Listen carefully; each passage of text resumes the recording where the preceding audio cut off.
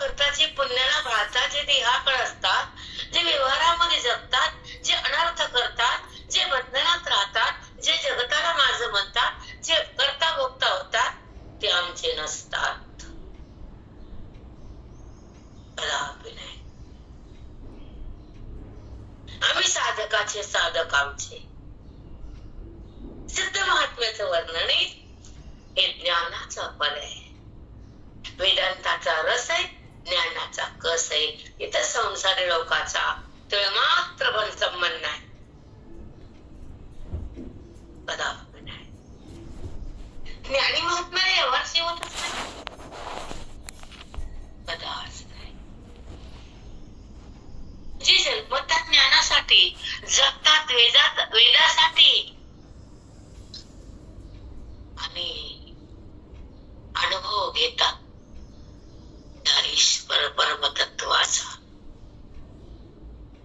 ते संसारात नाममात्र असतात. ते मात्र व्यवहार त्यांना शिवत नाही. आज्ञा तिथे टिकत नाही. देवभाव तिथे प्रगटत नाही. कारण त्यांच्या जवळ ज्ञान आहे, ज्ञानेश्वरी आहे, ज्ञानोबा आहेत त्यांचे. ते ज्ञानोबारायांचे भक्त आहेत. ते जीवन मुक्त आहेत, व्यवहार रहित आहेत. ते अशा ज्ञानी महात्म्याला वृत्ती शिवत नाही. कदापि नाही. जर वृत्ती शिवत नाही तर व्यवहार कसा शिवाल? आणि व्यवहार शिवत नाही तर गुण कसा शिवाल? आणि गुण जिथं नाही तो रामाविना कसा जगाल?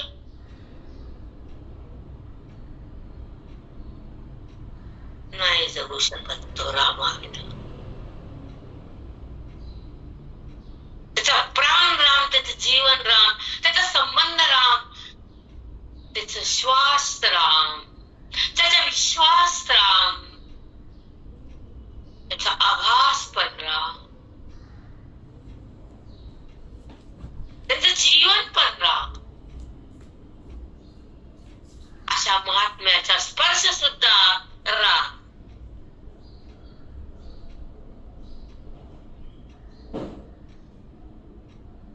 अष्टांग नवसंप्रमाण किती सुंदर. त्यांचा आभास पण राम, पण छान. त्यांचा प्राण पण राम, जीवनही राम, संबंधही राम, श्वासही राम, विश्वासही राम, आभासही राम, जीवनही राम आणि त्यांचा स्पर्शही राम. सगळ्याच राम. अष्टांग दंडवत खूप छान. म्हणून ज्ञानी महात्म्याची ओळख आणि ज्ञानी महात्म्याचा श्रवण आणि ज्ञानी महात्म्याचा आशीर्वाद त्रिलोक्यात बलाढ्य.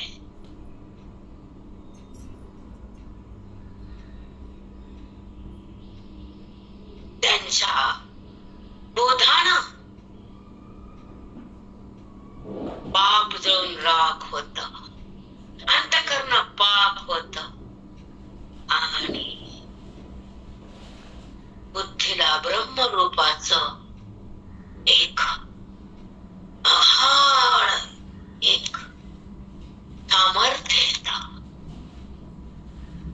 शक्ती म्हणतात तुमच्या भाषेत. ही शक्ती त्याला प्रवाहित होते अंतःकरणात. मायेची शक्ती वेगळी, पण ज्ञानाची शक्ती वेगळी. माया बाधा करते, ज्ञान कल्याण करत. माया दुःख देते, ज्ञान सुखात नेत. माया क्षणभर सुद्धा जगू देत नाही आणि ज्ञान एक क्षणभर दुःख होऊ देत नाही. त्याला संत म्हणतात, त्याला ग्रंथ म्हणतात, त्याला वेदांत म्हणतात, त्याला गीता म्हणतात, त्याला श्लोक म्हणतात. जिथं फक्त सुख अभिभूत होत, हृदयामध्ये सुखाचा प्रवाह सुरू होतो आणि ते अंतःकरण ब्रह्म होत, तेव्हा जगत बाधित होत.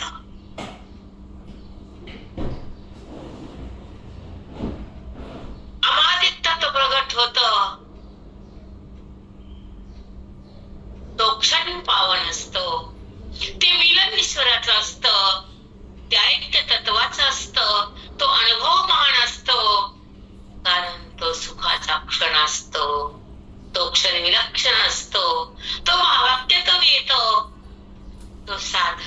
कुठे असतो, साध्याचा अनुभव करतो.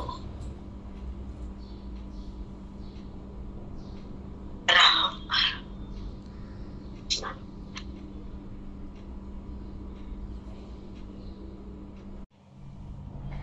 जे स्फुरण असतं, काय विलक्षण असतं मला पण माहित नाही. ते बोलताना बेनंद होते, भगवंत बोलतात, ते शब्द माझे नसतात आणि काय बोलले मला माहित नाही. तितकंच खरंय. ती रचना सुंदर होती. सगळेजण रेकॉर्डिंग मध्ये ऐका आजची रचना, जे की ज्ञानी महात्म्याचं लक्षण सांगितलं की तो कसा असतो वगैरे वगैरे. हे काय, कारण ते जे स्फुरण असतं तर ते अनमोल असतं, कारण ती रचनाच वेगळी असते की नाही सांगा. ज्ञानी महात्म्याचं किती छान.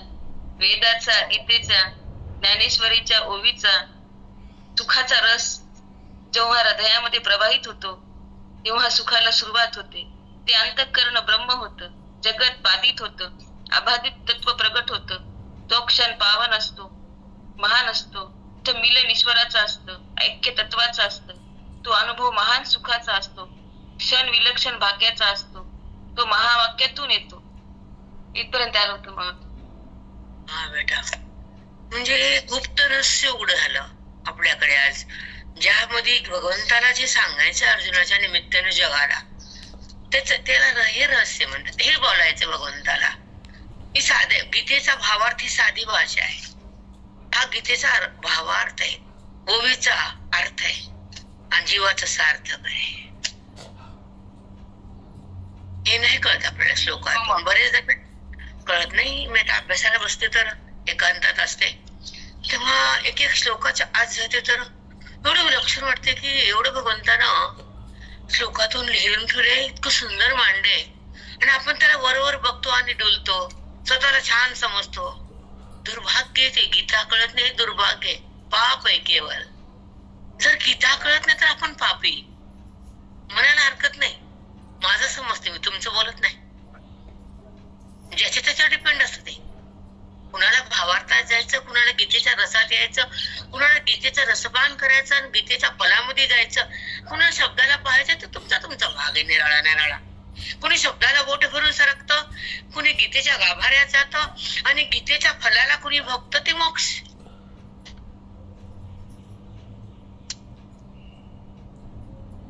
कळाले वेगवेगळं भाग? हो माऊली, सगळं वेगळं वेगळं आहे. जो गीतेला बघूनच शांत असतो त्याला काही देणं ना घेणं. जेव्हा आपण गीता वाचतो आणि गीतेतला श्लोक जर हृदयात थांबत नाही, मनाचं परिवर्तन होत नाही आणि आपल्या पदावर आपण येत नाही आणि तो अनुभव आपण घेत नाहीत, तर गीतेला हातात घेण्याचं काय फल?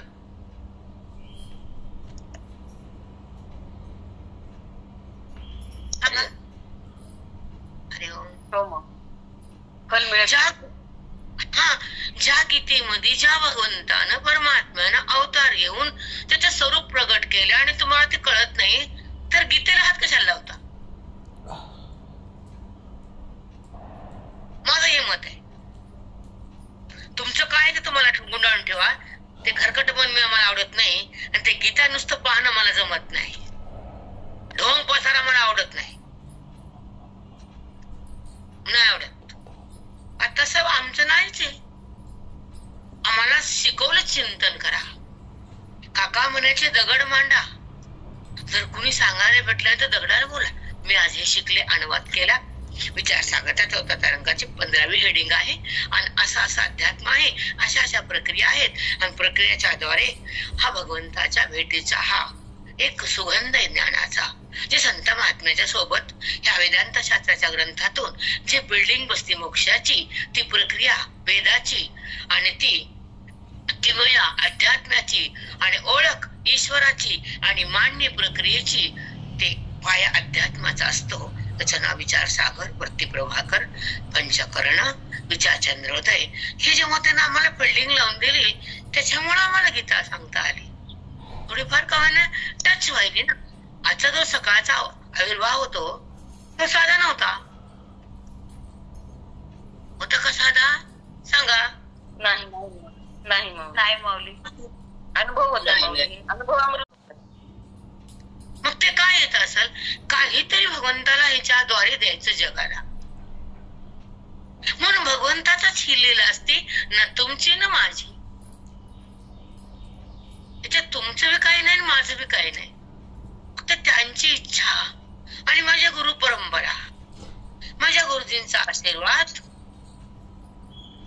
एवढंच सांगू शकते. पुढचं मला नाही बोलता येत, काही बाकीचं काही कळत पण नाही. एवढं मला कळतं की जे हरिपाठात साधुबोध झाला नरून या ठेला ठाईच मुलाला अनुभव, ह्याचा जर भावार्थ म्हणलं तर हा आहे. हो माऊली, खरंच आहे, खरंच आहे. भावार्थ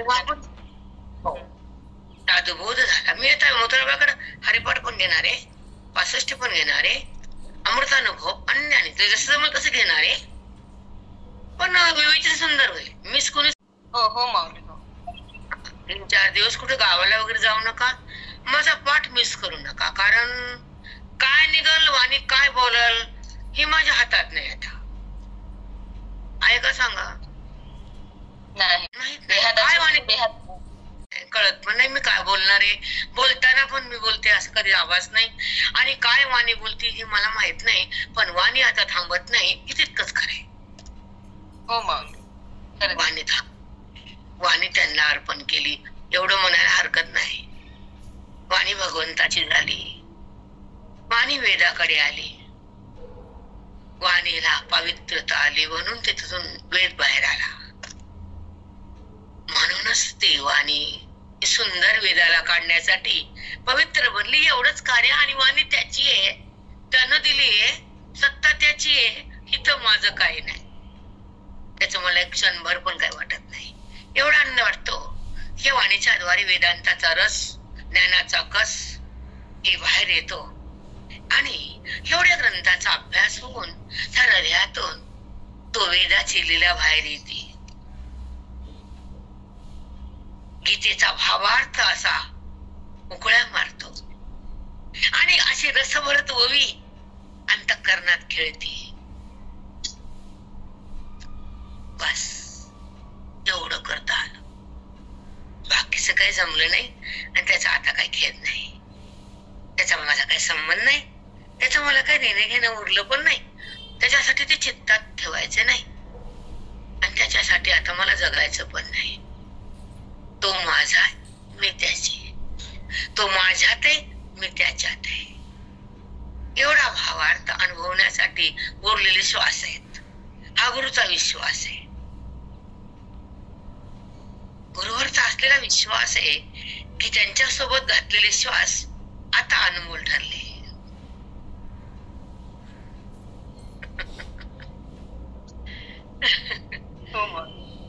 वेदाची लीला बाहेर येते. तुमच्या शब्दातूनच तुमचं कळलं मला, वेदाची लीला बाहेर येते. खरंच आहे, लीलाच आहे तुमची माऊली. एवढं छान बोलणं, एवढं स्फुरण, किती सुंदर. आणि तुम्हाला काही माहित पण नसतं, काय बोलले माहित नाही, काय बोलायचंही माहित नाही. तुम्ही देहावरच नाहीत माऊली, ही देह अवस्था आहे तुमची. देहात असून देहात नाही. शब्दाची कशी रचना होती, काय बोलते वाणी आणि काय बोलणारे वगैरे मला माहित नसतं. अभ्यास फक्त करते रात्री, ते मात्र नियम सोडत नाही. अभ्यास मात्र चुकत नाही. ही तपश्चर्या माझ्या महाराजांना गुरुनं शिकवली आहे. तो मात्र नाही, कधी चुकत नाही. पॉइंट्स दिखान, चिंतन, एकांत, एकटी दार लावून माझे नसते. पण कुठला आवाज मला जमत नाही. त्यामुळं जे अभ्यास असतो, जो माऊलीची गोवी असती, त्याच्यामध्ये जेव्हा मन प्रवाहित होतं, ते ज्ञान आत येतं, अज्ञान जळून जातं, आणि त्या ईश्वराचं मिलन होतं. ब्रह्मानुभूतीला सुरुवात होती आणि देहाच्या संबंधाची माती होती. अज्ञाने कालाचं अज्ञान जळून जातं, मी कोणी कळून जातं, विचारसागरचं ज्ञान हृदयात खेळतं, आणि मन ईश्वरामध्ये रंगून जातं. ते देहाला स्पर्श करत नसतं, इंद्रियाच्या संबंधात ते नसतं, कारण ते भगवंतासोबत एकरूप झालेलं असतं. कारण हे वेदाचं रहस्य त्या मनात असतं, कारण हे संतांचं फल त्या जीवाला मिळालेलं असतं. कारण हे संतांचा संबंध केलेला देह, संतांच्या संगतीत राहिला अंतःकरण, त्याने फक्त वेदाचं रहस्य जाणलेलं आहे. म्हणून आम्हाला बाकीचं काय कळत नाही. बाकीचं आम्हाला आवडत पण नाही आणि आम्ही बहिरंगाकडे उतरत पण नाही. उतरत नाही बहिरंगाकडे, आम्ही जाऊ शकतच नाही, कधीच नाही. हे अंतरंग सुटत नाही. नाही बाबा. आणि स्वच्छ आणि स्पष्ट बोलायले तात्पुरतं कधीतरी, जास्त नाही. बहिरंग आवडत नाही, अंतरंग सुटत नाही आणि वेदाची जी खून ती चित्तातून हटत नाही.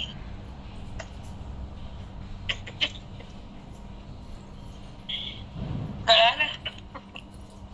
खरंच आहे माऊली, तुमची वाणी वेदाची आहे, वेदमय वाणी आहे, भगवंतात विलीन झालेली आहे, परावाणी आहे माऊली, पवित्र झालेली आहे. तिचा एवढं दम झालेलं आहे म्हणून भसाभस वेदांत येतो बाहेर माऊली. वेदाचा रस, ज्ञानाचा कस, कसले शब्द येतात कधी ऐकले नाही आम्ही, काहीच नाही, आणि इतके मधुर वाटतात ऐकायला. बापरे, आमचं बुद्धी तृप्त होते. ते माऊली सांगते.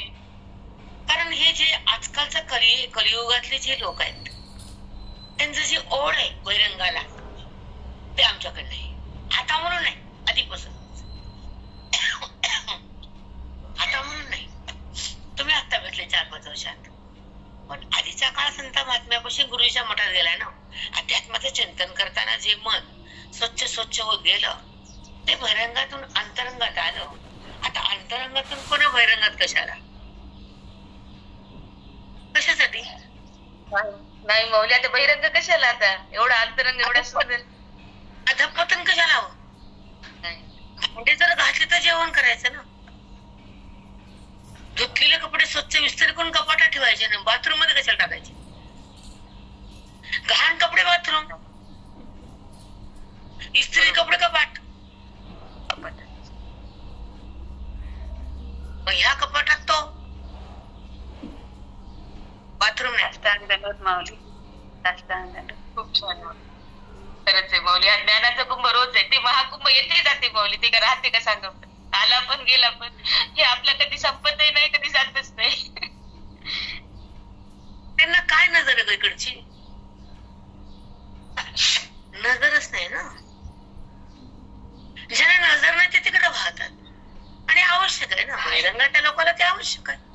त्यांना स्वच्छ होऊन इकडे यायचंय ना, आणि स्वच्छ झालेल्या पुढे जायचंय.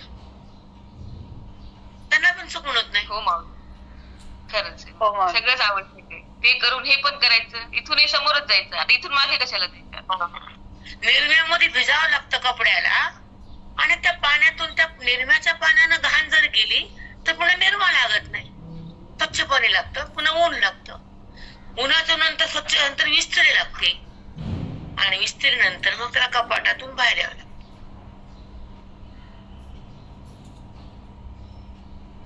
खरंच आहे माऊली. तुमच्या कपाटात भगवंत वेद आहेत, तुमच्या कपाटात घाण होतात तेव्हा अंतःकरण घाण होतं. त्या वस्त्राला निर्म्याच्या पावडर मध्ये टाकतात, तर या अंतःकरणाला बोधाच्या पाण्यात टाकावं लागतं. बोधाचं पाणी त्याची घाण काढतं, आणि वेदाचं ज्ञान बुद्धीला पचत, तेव्हा अज्ञान तिथलं भस्म होत आणि मन राम होत. आणि ते धन वेदाचं असतं, आणि ती खून सुखाची असती, आणि ती स्थिती महात्म्याची असती, आणि तो अनुभव त्या परमात्म्याचा असतो. आणि अभ्यास सत्संगात होतो, आणि ही तीव्र दशा आपल्या अध्ययनातून तयार होते.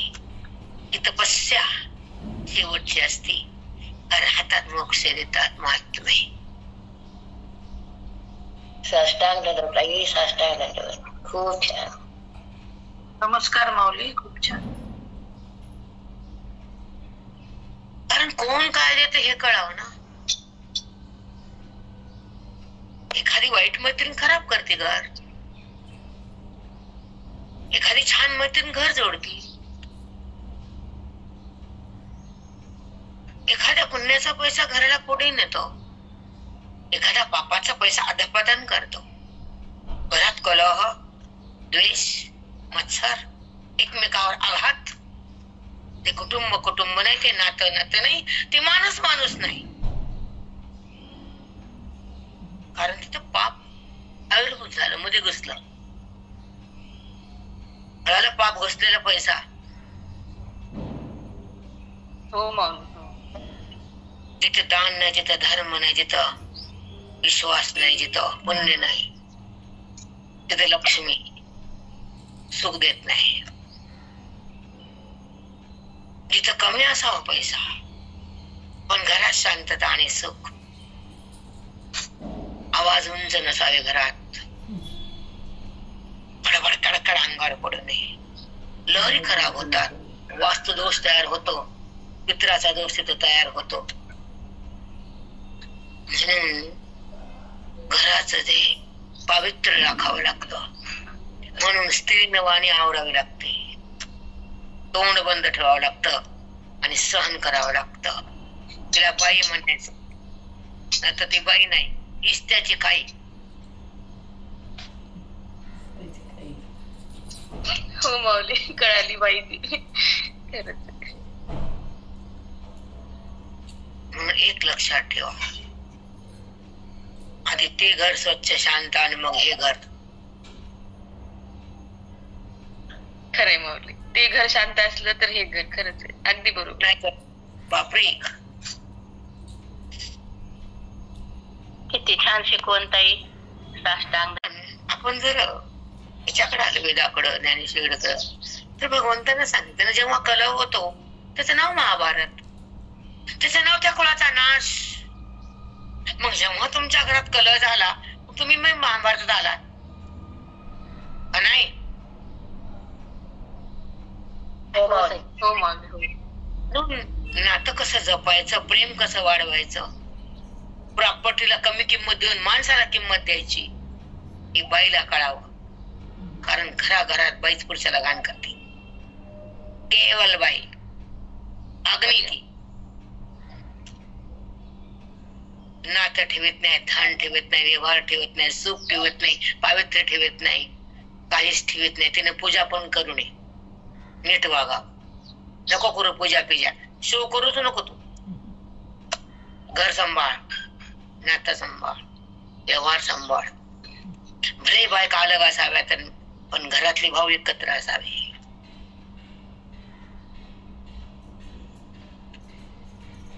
एकमेकाचं मन असावं, जपाव. मुलाला एकत्र बांधण्याची ताकद असावी. त्याला कुटुंब. नाहीतर तुझ्या त्या राहण्यात घरात काहीच फायदा नाही. घरातून गेलीस काय, आहेस काय, नाहीस काय, काही किंमत नाही तुला. कारण घराची घडी विसकून टाकलीस तू. बाई नाही, विचित्र आहेस तू. घाण आहे घाण, घरातली घाण म्हणजे तू. संपला माझा विषय. पटेल तर घ्या, न पटेल तर सोडून द्या. माझी भाषा अशीच आहे. खरंय माऊली, खरं, अगदी खरं. कारण जे आपण कमवतो त्याच्यातून जर सुख नाही तर ते कमवायचं कशाला? याच्यावर चिंतन करा थोड्या वेळ माझा पाठ झाल्यावर. राहिलं का? हो हो माऊली. 3.5 फूट जागा लागतीये झोपायला, 1 रूम लागती राहायला. खायला किती लागतं? बस थोडक्यात लागत, अति नाही.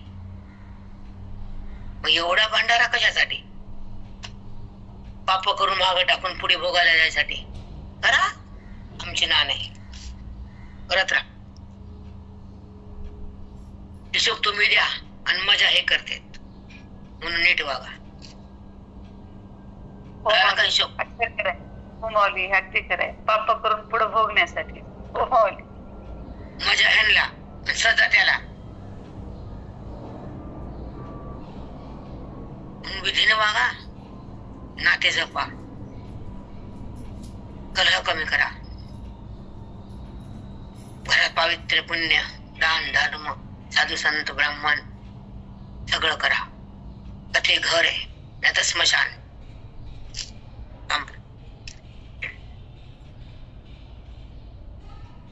चुकलं का? सांगा ना. चला, अध्याय 17वा आणि ओवी आपण आज 9 श्लोक माऊली. हा 9वा श्लोक. हा. हॅलो पल्लेवार. माऊली हॅलो काय चुकलं का? नाही माऊली, तुमचं कसं चुकल, बरोबर आहे, अगदी 100% बरोबर आहे. सांगत जा. कधी काय चूक झाली तर मी दुरुस्त करायला मला तयारी, मला राग नाही. नाही माऊली, तुमचं कसं चुकल तुमचं. आणि प्रॉपर्टी म्हणजे तुमच्या जगण्याची लीला नाहीये. ते तर तुमच्या सोडून जायचे पुढं, म्हणून त्याचा अभिमान तुम्हाला नको. तुम्ही गीता कमवली का, श्लोक कमवले का, प्रेम कमवलं का, घर सांभाळलं का, माणसं टिकवले का, नातं जपलं का, घरात शांतता आहे का, ही प्रॉपर्टी आहे माझ्या मतानं. तुमचं मत असेल ते तुम्हाला ठेवा. तुमच्या मताला कवडी किंमत देत नसते मी. जे आहे ते सांगते खरं ते. खरे बरोबर आहे, अगदी बरोबर आहे. जगण्याला काय अर्थ आहे जर सुखच नाही घरात तर? काय अर्थ, अनर्थ. चला, अध्याय 17वा आणि श्लोक 9वा. आणि एक सांगायचं राहिलं, किती आयुष्य राय उरले. 60 ओलांडे, कोणी 65 ओलांडे, कोणी 62 ओलांडे, कोणी 50च्या पुढे गेलं. राहिले 10-5 वर्ष. आनंदाने जगा, नाते जपा, ज्ञान प्राप्त करा, साधू संतांची संगत धरा, वेदाचा रस्ता धरा, तोच मार्ग खरा. किती आयुष्य उरले. सगळं तर गेलं ना धडपडीत संसाराच्या. लेकरं मोठं करण्यात, त्यांचे लग्न करण्यात, त्यांच्या शिक्षणात. आता उरलेलं भांडण्यात. घाल माय अंबाबाई घाल. काही वाटत पण नाही त्या बायांना. गणित बरोबर आहे की नाही? हो माऊली, अगदी बरोबर आहे. बरोबर आहे. 50-60 गेले, 10 राहिले. त्याचा विनियोग चांगला कर की. ते बी चिकल. आता तरी चांगलं जग, मग गेल्यावर काय ते तुझी कीर्ती राहील. चांगलं तरी म्हणतील कमीत कमी लोकांसाठी तरी चांगलं जग की. मोक्ष गेला खड्ड्यात ते तरी सांभाळ की. तुझं जीवन संपल्यावर जगात तुझी कीर्ती का अपकीर्ती आहे. एखादं म्हणतो बरं झालं हो, लय चांगलं होतं ते, बरं झालं पिढ्या गेली. कधी चांगलं वागलं ते? आणि हाय का नाही का काय वाटत नाही. एखादं गेलं तर गाव हळहळ करतो. 12-12, 14-14 वर्ष भेटले की, अहो तुमचे मिस्टर काय होते हो, अहो लग्नाचं सगळं सटासट पटापट पटापट पटापट. कीर्ती उरावी, अपकीर्ती सरावी. आणि मग इकडे या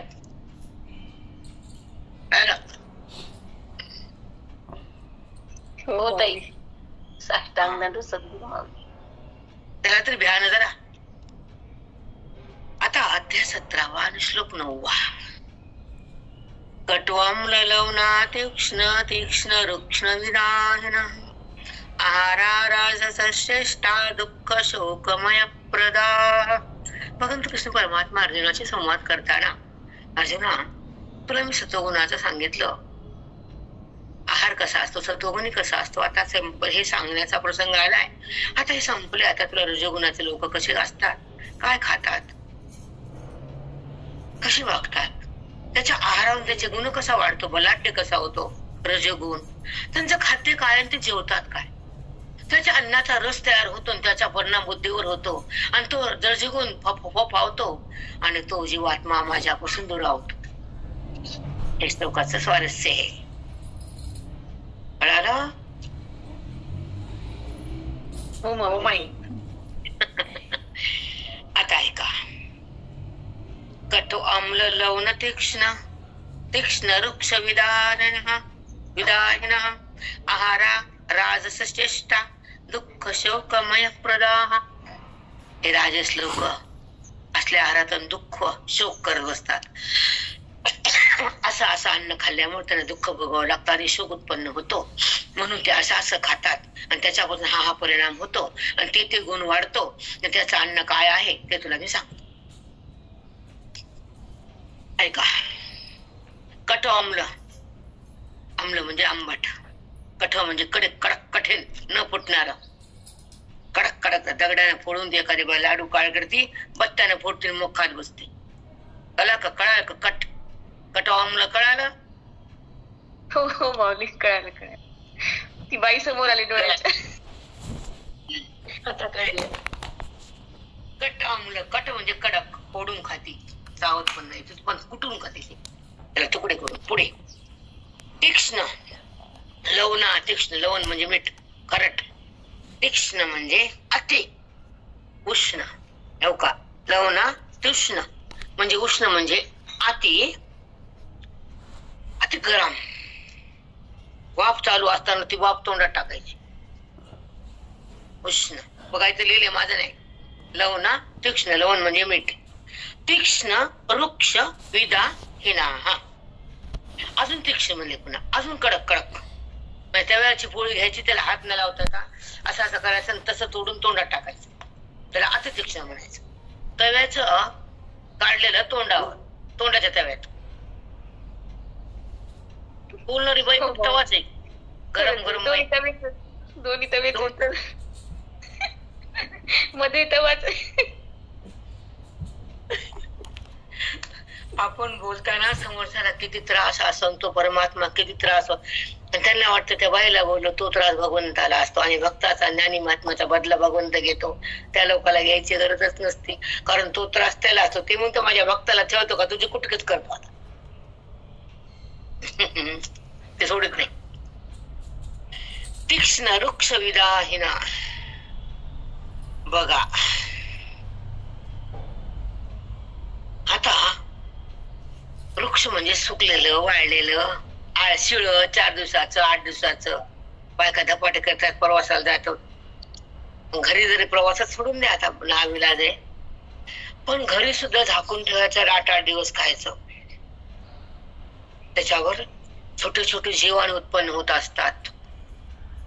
तुम्ही विज्ञानाकडे जा, विचारा त्यांना, ते सुद्धा तुम्ही खाता. पुढे आले ते पुढे लिहून ठेवले, त्या पदार्थामध्ये बारीक बारीक जीव सडल्यानंतर ती बाई खाती.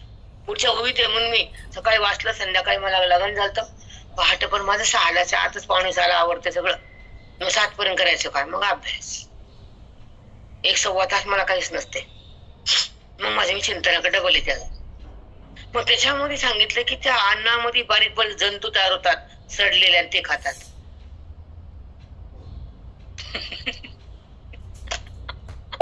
सूक्ष्म असतात ते, दिसत नाही. दिसल्या खाते का बाई कोणी. एक त्या अन्नाची मर्यादा असते, किती दिवस कसं राहायचं. जेव्हा ती एखादी चटणी डाळीची असते ती फसफस करते, त्याच्यात जीवाणू असतात मध्ये. बघा ते असं फुसफुस वर येतं का नाही, फेस चटणीला फेस येतं की नाही. हो येतो मावली, येतो. त्याच्यामध्ये तो एक विकार बनतो, बारीक जीवाणू असतात त्याच्यात. म्हणजे फेस म्हणजे इटलेलं, बरं अति इटलेलं. मग ते अन्न खातात ते लोक. कोण? राजस. आता पुढचा आहे का, आहारा राजस चेष्टा दुःख शोकमय प्रदाह. असा अति उष्ण अन्न खातात, अति कृष्क, अति कडक, अति शिळ, अति करपलेलं, अति दिवसाचं, सकाळचं संध्याकाळी सुद्धा जमत नाही. वेदात शास्त्रानुसार आपल्या कोणत्या लोकात आहे ते, त्याच्यामुळे काही मला बोलता येत नाही, मी गप्प बसते. मॅडम मला हमेशा म्हणतात तुम्ही असलं खायचं नाही बाई, तुम्ही लगे करून खात जा. सांगतात ते हमेशा, कधी ऐकते कधी ऐकत नाही. ते डायटिंग मध्ये संध्याकाळचं बंद झाले, त्यामुळे दुपारचा संध्याकाळचा विषय कट आहे. कारण जेवण कधीतरी जास्त त्रास झाल्यावर खाते. पावडर वगैरे प्रोटीनचं आहे ते घेते. फ्रूट. मीटिंग संपली होती. आता चेष्टा दुःख शोक मय प्रदाह. राजस लोक राजस आहार घेतात आणि त्या आहारामुळे दुःख आणि शोकच मिळतं, दुसरं काही मिळत नाही. बघा त्याच्यातच लिहिले, दुःख शोकामय प्रदाह. अशा राजस गुणी लोकांना असा आहार प्रिय वाटतो. प्रदाह म्हणजे आवडतो. कोणता आहार? ज्या आहारातून शोक आणि दुःख मिळतं. दुःख शोकमय प्रदाह. असा दुःख देणारा आणि शोक तयार होणारा आहार कुणाला आवडतो? रजोगुणी लोकांना. रजोगुणी लोक रजोगुणीच खातात. त्यांचा आहार असा असतो, तीक्ष्ण, वृक्ष, गरम, तिखट, खारट, कडक, हिळा, हे असं वाळलेलं करपलेलं पुढे दिली घाण्यात ऐका. तरी मारे उणे काळकूट त्याने माने जे कडवट काचुनी आऊनी दासट आमणी हन.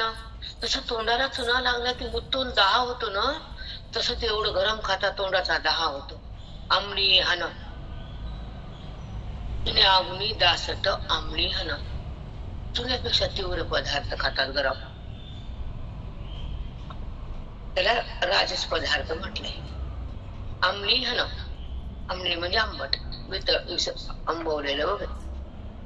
आता तरी मारे उणे काळकुट, काळकुट म्हणजे विष. विष जसं अन्नात टाकलं की ते मारत, तसं रजोगुणी अन्न जर आपल्याला खाल्लं तर ते शोक आणि दुःखानं आपल्या वृत्तीला मारत. लागला प्रयास. हॅलो. हो माऊली, अप्रतिम प्रयास झाला. की काळकूट विष अन्नात मिसळत ते अन्न तुम्हाला मारत ठरतं अन्न. तसं रजगुणी पदार्थ हे तुम्हाला दुःख आणि शोका रूपानं मारतात. किती सुंदर होईल छान. आपल्याला फक्त कळत नाही एवढंच भाग आहे, आणि कळत नाही त्याचं सुद्धा काय करणं काय वाटत नाही. त्यामुळे त्यात पारायण केले, वाचलं, उपकार झाला देवावर, तुमच्यावर, आमच्यावर उपकार असतो त्या लोकांचा. आम्ही काय कमीत का? तुम्हीच कमीत. बघा ही कमळी. हो खरंच.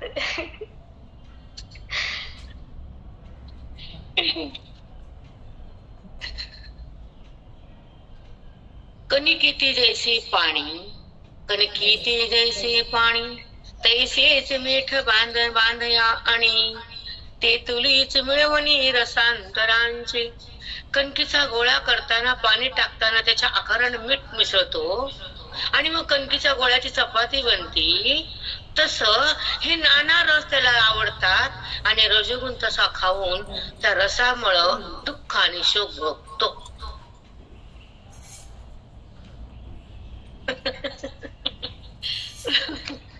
कणकीती जैसे पाणी, जसे रसातरांची मिळे. बघा ना शब्द काय ते. कधीतरी आपण चित्तामध्ये विचार करतोय का? सांगा, करतो का? मग तोंड बदला आता. नाही ताई, ऐकाले. आता रामकृष्ण हरी आलं नाही तोंडातून. नाही आले ताई, सारखं मध्ये डिस्टर्ब करत नाही. ऐका ना, तुम्हाला मना म्हणत नाही, मला बी जास्त मध्ये आवडत नाही. पण हे वाचताना हे कळतं का? नाही, आम्हाला कळतच नाही ताई. तुमच्या मुखातून आलेली ओवी जसं फुलते, तुम्ही जसं विश्लेषण करता. मथुराबाई, ह्यासाठी आयुष्य आहे. हे माझं हे कळणं महत्वाचं आहे. सांगा मथुराबाई. ओवी कळणं महत्वाचं आहे ताई. कळते का? नाही ताई, गुरुचं मुखच लागतंय, कसं कळलं आम्हाला? कारण जे कळायचं ते कळत नाही, आणि जे नाही कळायचं ते चित्तातून जात नाही. आणि आम्ही चाललो इकडं ना आम्ही आलो तिकडं, कुठं नेऊन ठेवा काट्यात तिला. इकडं तिकडं काय ते गोंधळ, कामाचा बाजार.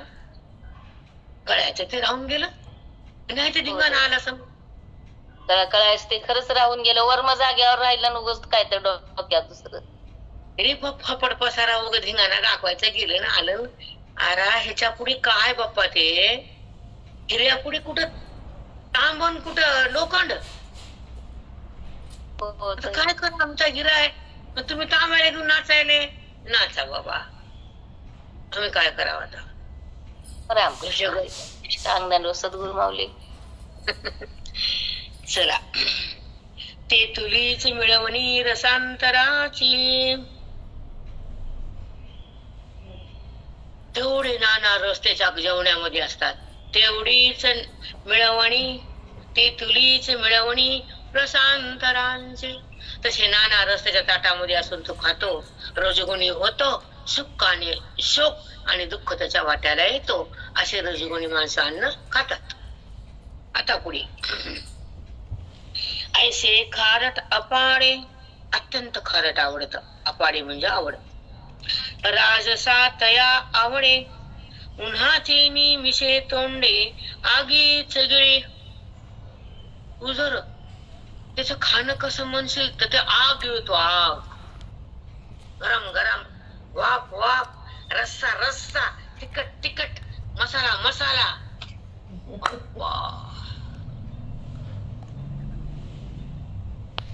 बघा आता ते आग, आगी तिगडी. हो माऊली, खरंच आहे माऊली, खूप तिखट खाते. ते अन्न गिळत का आग गिळत सांगा?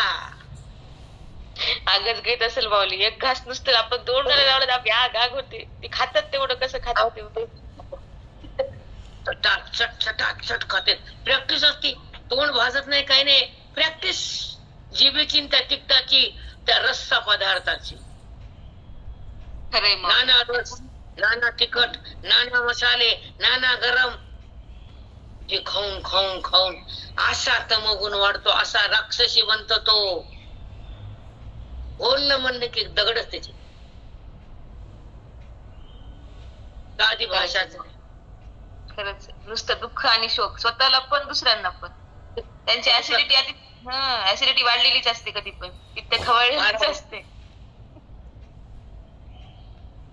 ऍसिडिटी वाढलेलीच असते. खरंच रामकृष्ण हरी. प्रेरणा एक ऐक ना, याच्यात एक सांगायचं की जेव्हा आम्हाला एक टाइमचा आहार फळ लागते, त्यातून आम्ही वाचलो, तिखटातून, तेलातून, भाजण्यातून, आगीतून वाचलो आम्ही. कारण एक टाइम जो ते लागतोच आम्हाला, त्याच्याशिवाय मला एवढं बोलताच येत नाही. ताकद जाते निघून, मग ताकद मला बोलता आवाजच निघत नाही मला. कारण ते लागतच फळ, फ्रूट फ्रूट फ्रूट. एका टाइमचं बरोबर आहे माऊली. एका टाइमचं काही नाही माऊली. 25-25, 30-30 कप घेतात लोक. कसे घेतात काय दिवसभर ते चहावर. हो, फ्रूट सांगायले ग. फळाला तिखट नाही, भाजायचं नाही, आंबट नाही, त्याला मसाला नाही, त्याला आगून नाही. फळ सांगते फ्रूट. सात्विक आहाराची होती फळ, म्हणजे सात्विक मिळत असतो. आणि त्याच्यामुळे मग सत्वगुण वाढतो आणि हे रजत संपतो.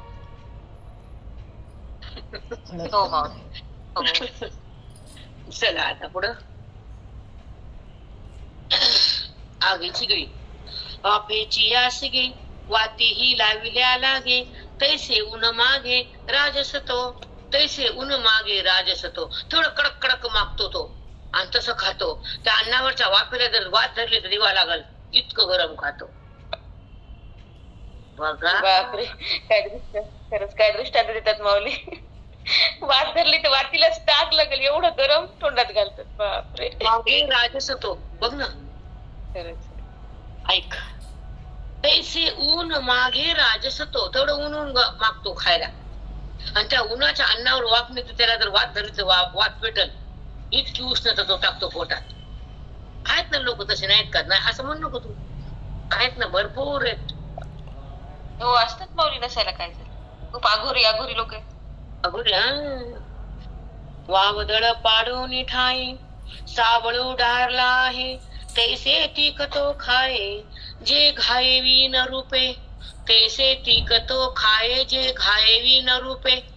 एखाद्या वादळामध्ये जर पहार आदळून बसली, खाली जमिनीवर पडली, तेवढं तिखट खाताना तेवढा प्रहार पहारीचा जेवढा त्रास होतो, तेवढा त्या उष्ण खाताना त्या जिभेला आणि त्या अंतःकरणाला मध्ये दाह तयार होती. वादळी वादळामध्ये एखादी पार जमिनीवर पडली, आदळली, आणि तेवढा त्रास होतो त्या पहारीच्या धक्क्यानं. तेवढा त्रास त्याच्या खाण्यानं, त्याच्या तोंडाला आगीचा त्रास होतो, पण तो सांगत नाही. त्या आवडतं बसतो. खरंच आहे माऊली, किती अंतरात मेला पण मध्ये किती त्रास आहे ते मसाले काय, तिखट काय, भाजून निघतो तोंड तरी खातात. आम्हाला ना सवय, म्हणजे आम्हाला तसं लागते. पुन्हा उरी असं बोलतात, मचा अवतार भूतात आवडत. खरंच ते आपल्यालाच हसतात, तुम्ही काय खाता म्हणजे असले. हो, राग म्हणजे त्याला आवडत नाही ते आपलं. आता ऐका.